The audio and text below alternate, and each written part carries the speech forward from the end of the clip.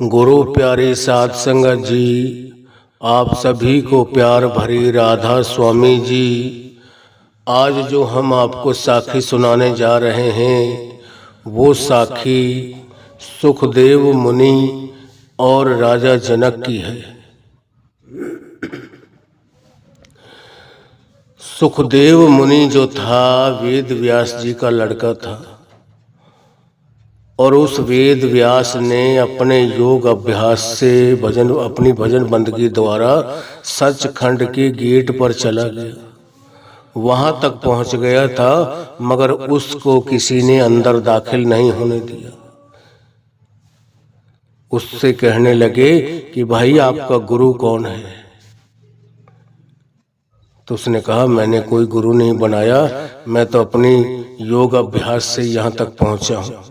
कहने लगे पहले कोई शब्द गुरु बनाओ,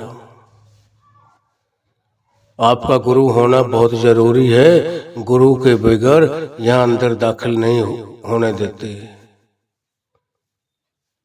इसीलिए गुरबानी में आता है बिन नामे दर टोही नाही ता जम करे खुआरी, कि बिगर नाम के मालिक की दरगाह में ढोई का मतलब होता है अंदर कोई घुसने नहीं देता, अंदर कोई दाखिल नहीं होने देता। जमों के धक्के मिलते हैं। अब जब उसको अंदर नहीं जाने दिया, उसकी सुर तो नीचे आई, उठकर बैठा और उसने अपने पिता से कहा, वेद व्यास से, कि पिताजी मैं अपने योग अभ्यास से सचखंड के दरवाजे तक पहुंच गया हूं मगर मेरे को अंदर दाखिल नहीं होने दिया, किसी ने अंदर जाने नहीं दिया। बोले आपका गुरु कौन है? और मैंने मना कर दिया, मैंने कोई गुरु नहीं बनाया, मैं तो अपने योग अभ्यास से ही अपनी कमाई द्वारा ही यहाँ तक पहुंचा हूँ। कहने लगे कोई शब्द गुरु बनाओ आप, जो 5 नाम शब्द का भेदी गुरु हो। तो वो अपने पिता से कहने लगा पिताजी अब बताओ इस वक्त शब्द गुरु कौन है, पूर्ण संत कौन है, किससे मैं नाम शब्द लूं तब मेरे को अंदर वो जाने देंगे। तो सुखदेव मुनि के पिता वेद व्यास कहने लगे कि बेटा इस वक्त जो पूर्ण संत हैं, पूरे गुरु हैं, वो राजा जनक हैं। आप उनके पास जाइए और उनको अपना गुरु धारण कीजिए। अब उसके मन में विचार आया कि राजा जनक के तो 16 रानियां हैं, राजपाट है, 7 न्यामते हैं, वो तो जिंदगी के हर ऐशो आराम की जिंदगी गुजार रहा है, जिंदगी के हर आनंद ले रहा है। अब उसके पास 14 विद्या थी। अब जब घर से चला तो ये उसके मन में ख्याल आने लगे कि वो तो जिंदगी के आनंद ले रहा है, वो तो हर तरह के मौज मस्ती करता है, इतनी रानियां हैं उसकी, 16 रानियां रखता है और धन दौलत हर चीज की 7 नियामतें हैं उसके पास। और मैंने तो अपनी ही शादी नहीं करवाई और मैंने अन्न भी त्याग रखा है, मैं कंकरों को चूस लेता हूं और उसी से अपना भूख प्यास की जो तड़प है उसको मिटा लेता हूं। वो मेरे मुकाबले में कहां है? तो ऐसी बातें सोचकर वापस चला आता और उसकी 2 विद्या खत्म हो जाती। इसी तरीके से करते करते 2-4 बार घर से निकल पड़ता गुरु बनाने के लिए। रास्ते में उसके बारे में फिर सोचता कि वो मेरे मुकाबले में नहीं है, मैं उससे कई गुना ऊपर हूं, आगे हूं, और वो मेरे बराबरी कहां कर सकता है, मैं उसको कैसे गुरु अपना धारण करूं। जब 3-4 चक्कर इसी तरीके से वहां तक नहीं पहुंचता था, रास्ते में से ऐसी बातों सोचकर वापस आ चला जाता था। जब उसके पास 12 विद्या खत्म हो गई 14 में से, तो उसने अपने पिता से कहा कि पिताजी मैं अभी तक गुरुजी के पास पहुंचे ही नहीं हूं। अब वो भी बहुत पहुंचे हुए थे, कहने लगे, ओहो बेटा, आपने बहुत बड़ी गलती की है।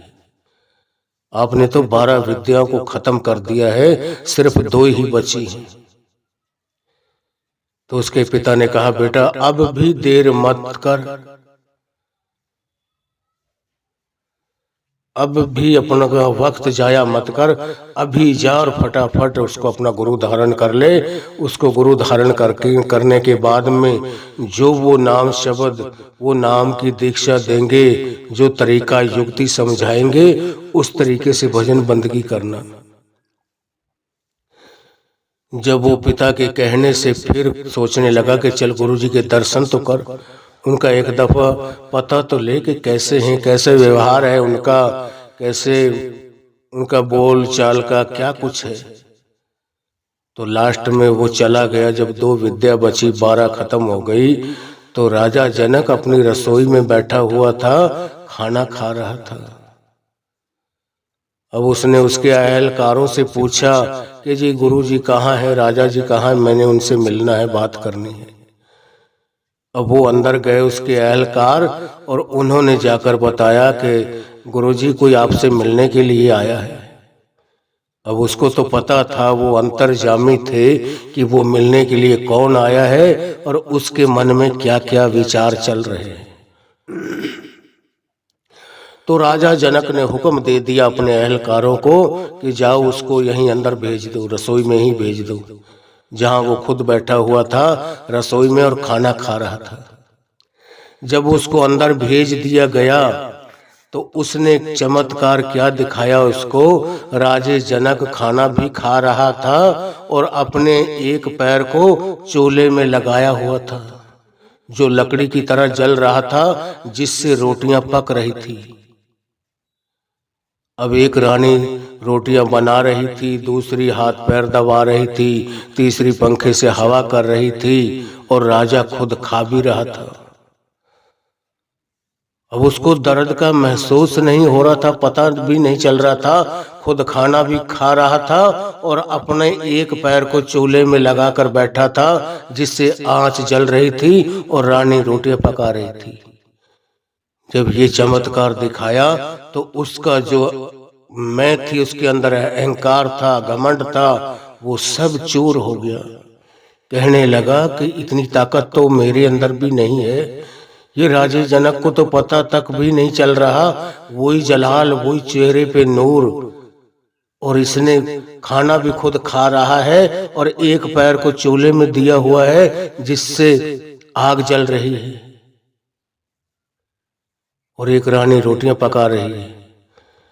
जब उसने उससे जाके प्रणाम किया, राजा जनक ने उसकी तरफ देखा, कहने लगा आओ भाई खाना खाओ। कहने लगा नहीं गुरुजी खाओ आप। तो उसका ज्यादा तो घमंड जो अहंकार था ना, कि मैं, वो तो है भोगी और मैं हूं त्यागी, कि वो तो हर तरह के भोग भोगता है, इतनी रानियां हैं, इतने उसके राजपाट हैं, इतना धन दौलत का मालिक है, हर तरह के ऐसो इशरत है उसके, तो हर तरह की मौज मस्ती करता है वो तो। और तूने तो अपनी भी शादी नहीं करवाई, अन्न भी त्याग रखा है, मैं तो त्यागी हूँ और वो राजा जनक भोगी है, वो मेरे मुकाबले में मेरे बराबर का भी नहीं है, मैं उसको कैसे गुरु धारण करूं। ऐसी बातें उसके बदौलत उसके प्रति सोचता था। तो जब वहां राजा जनक ने बैठा लिया रसोई में, इतने में ही उसका एक अहलकार बाहर से दौड़कर अंदर गया, कहने लगा राजा जी हमारी नगरी को आग लग गई है। तो राजा जनक बोले कि हरि इच्छा, कि अगर हरि की ऐसी ही इच्छा है तो कोई बात नहीं भाई, जलने दो, सब कुछ उसका जल रहा है, हमारा यहाँ का क्या है, कुछ नहीं है, जो कुछ है सो तेरा, सब कुछ उसी का है, उस मालिक का। तो वो अहलकार वापस चला गया।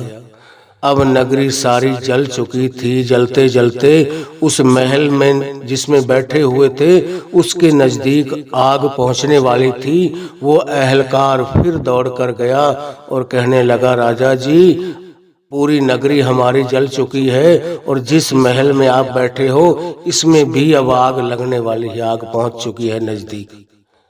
फिर राजा जनक ने कहा कि हरि इच्छा, कि कोई बात नहीं, सब कुछ उस हरि का है, उस मालिक का है। अगर उसकी ऐसी ही इच्छा है, सब कुछ जलाना चाहते हैं, खत्म करना चाहते हैं, तो कोई बात नहीं।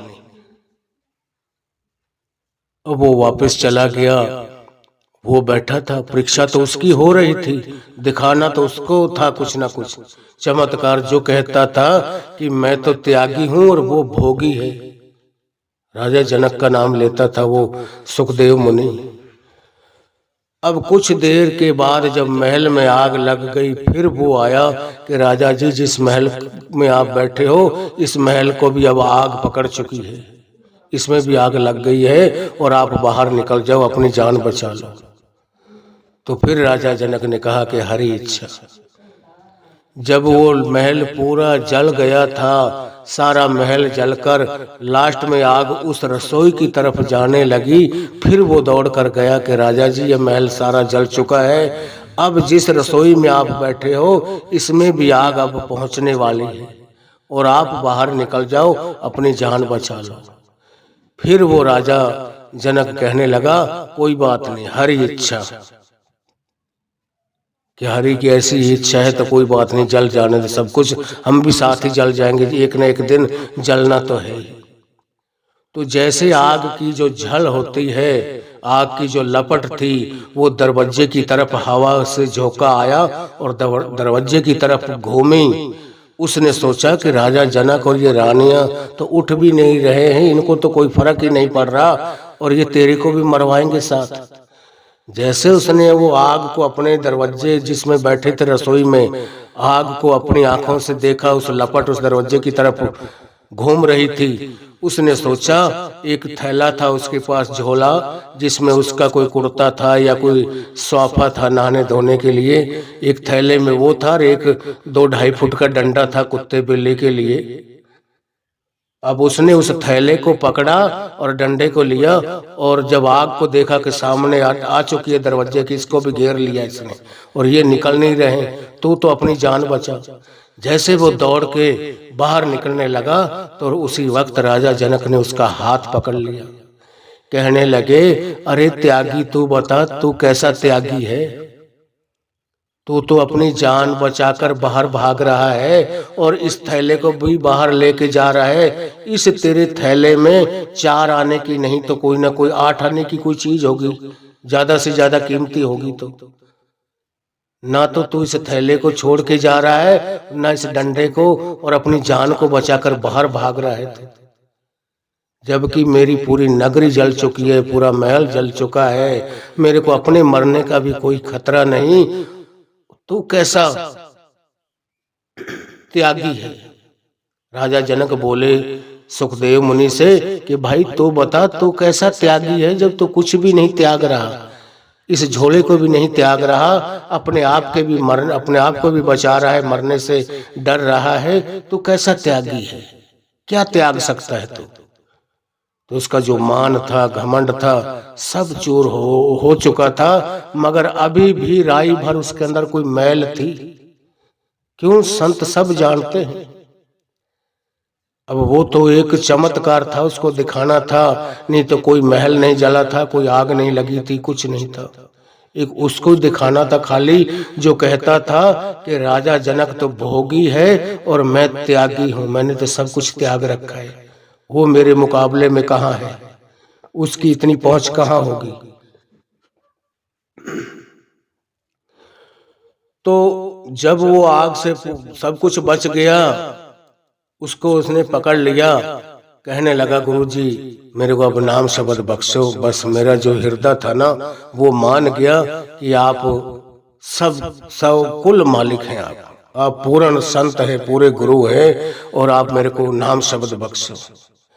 कहने लगा, नहीं अभी थोड़ी देर और रुको। तो राजा जनक ने अपने अहलकारों को बुलाया और उनसे कहने लगा कि भाई एक बाजार लगा दो, 1-2 किले लंबाई के अंदर, और दोनों तरफ ऐसी ऐसी मूर्तियां उसमें जिनके अंदर हीरे जवाहरात जड़े हुए होते हैं, उन मूर्तियों को रख दो, और इस सुखदेव मुनि को लेके जाना, जिस मूर्ति के ऊपर हाथ रख दे कि मेरे को ये पसंद है, वो आके मेरे को बताना, इसके साथ मैं अपने 4 सिपाही भेजूंगा और वो मूर्ति इसके घर पहुंचवा दूंगा।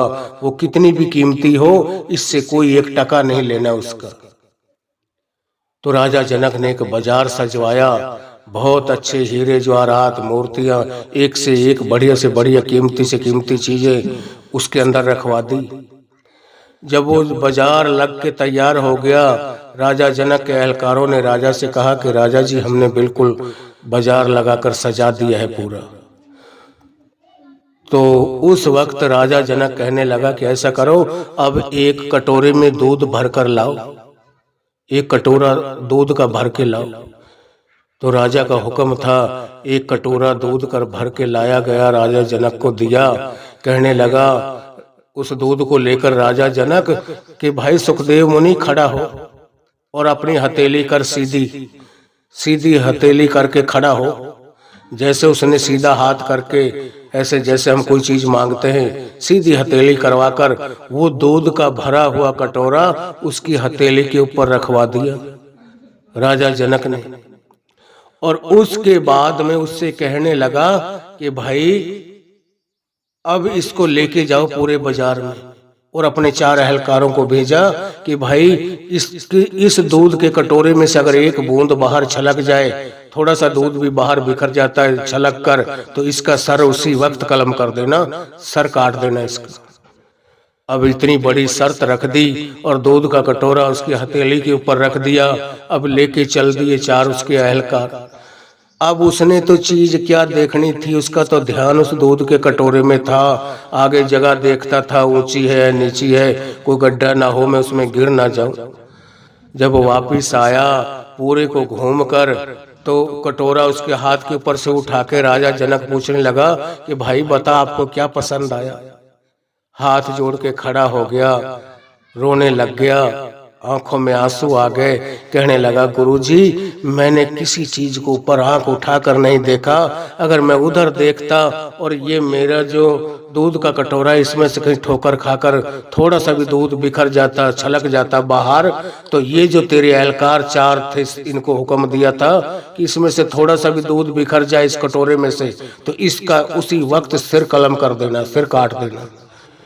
कहने लगा राजा जी, मेरे को तो अपने दूध के कटोरे के में ध्यान लगा रहा, मैंने नहीं देखा कि आपने क्या लगवाया क्या नहीं लगवाया। उस वक्त राजा जनक ने कहा कि भाई तूने कहा है कि वो भोगी है और मैं त्यागी हूँ। आज मेरे पास 7 न्यामतें होते हुए भी मैं किसी भी चीज का भोगना नहीं भोगता हूँ। हर वक्त जैसे तेरा ख्याल इस दूध के कटोरे में लगा रहा है, इसी तरह से मेरा ख्याल हर वक्त उस मालिक की तरफ लगा रहता है। मैं किसी भी चीज का भोगना नहीं भोगता हूँ, जबकि मेरे पास 7 न्यामतें हैं। जब उसका जो अंदर थोड़ी मैल बची थी वो भी साफ हो गई, उस वक्त राजा जनक ने उनको नाम शब्द दिया और फिर उसने कमाई करके उसी को अपनी गुरगद्दी के वारिस बना दिया था। राजा जनक ने गुरगद्दी अपनी सुखदेव मुनि को दी थी, जो आगे चलकर वो ही सुखदेव मुनि सहजोबाई का गुरु बना था। गुरुओं के अंदर आज इस कल युग के अंदर हमारे संत सतगुरु जो है, किसी की परीक्षा नहीं ले रहे, किसी को कुछ कह नहीं रहे। कितने भी हमारे अंदर अवगुण हो, पाप हो, हम किसी भी तरह के हों, लायक हों चाहे नालायक हों, सतगुरु ने अपार दया मेहर करके हमारे ऊपर वो नाम शब्द की दीक्षा हमको दे देते हैं, नाम का प्रसाद हमको देते हैं कि जा बेटा आज से अपने आप को बदल और मालिक की सच्ची भक्ति में लग, ताकि तेरा उद्धार हो जाए, इस जीवन में आने का जीवन तेरा सफल हो जाए, अपनी मुक्ति के दर पे पहुंच जाए तो जब मालिक के जो हुक्म में बहाने में आ जाते हैं, मालिक उनका परमार्थ भी सुधारता है, उनका स्वार्थ भी सुधारता है। तो हमें भी चाहिए अपने गुरु के हुक्म में रहें, उनके बहाने में रहें, ताकि मालिक हमारी भजन बंदगी की भी इसी तरीके से लाज रखे।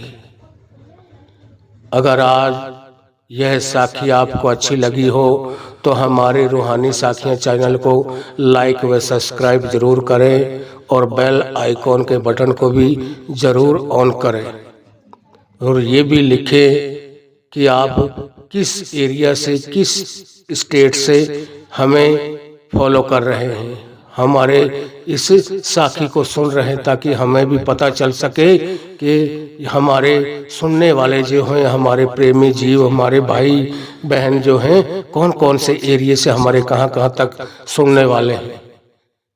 राधा स्वामी जी।